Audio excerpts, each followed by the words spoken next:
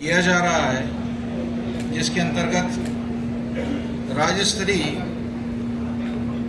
Advocate T20 cricket challenge cup 2024 खेला जाएगा। इस इनॉग्रल सेरेमनी में मैं आप सब लोग का बहुत बहुत स्वागत करता हूं। सबका बहुत बहुत अभिनंदन है।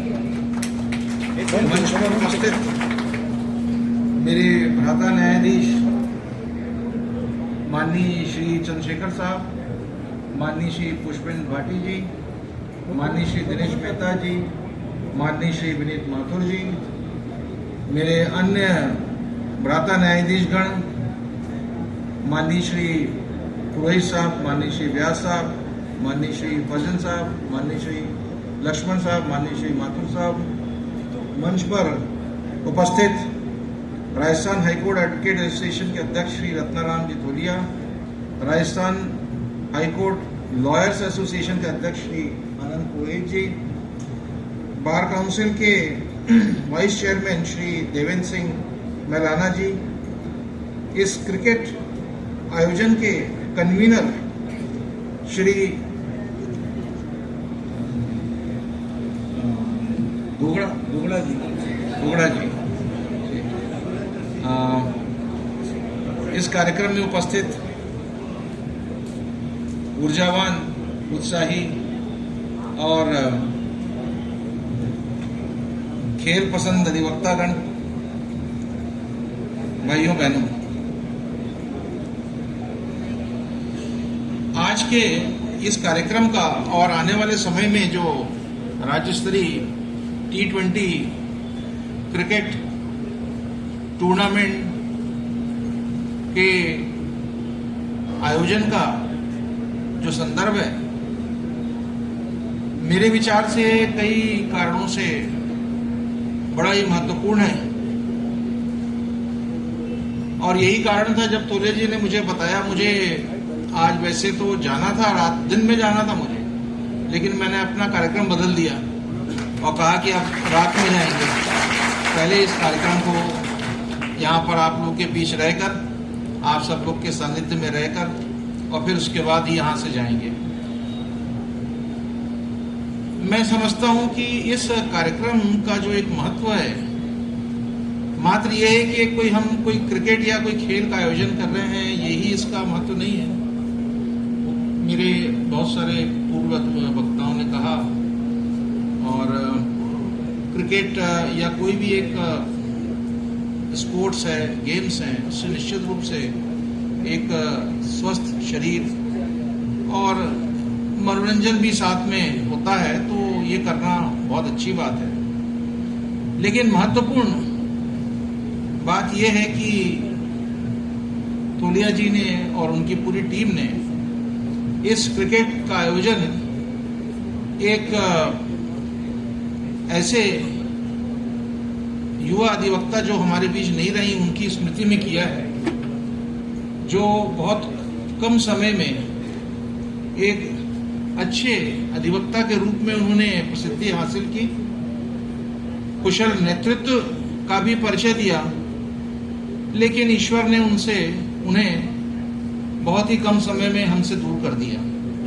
ये तो ईश्वर की इच्छा है, हम कुछ कह नहीं सकते।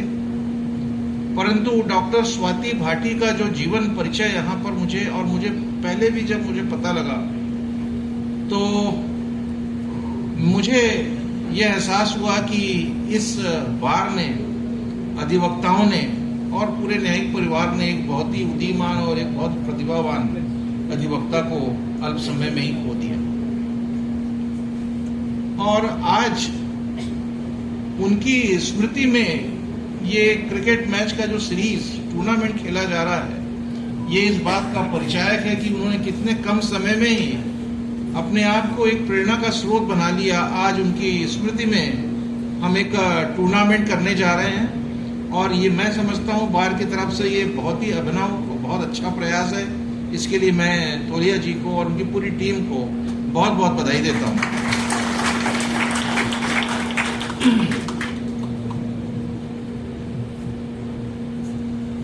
स्वर्गीय श्रीमती डॉक्टर भाटी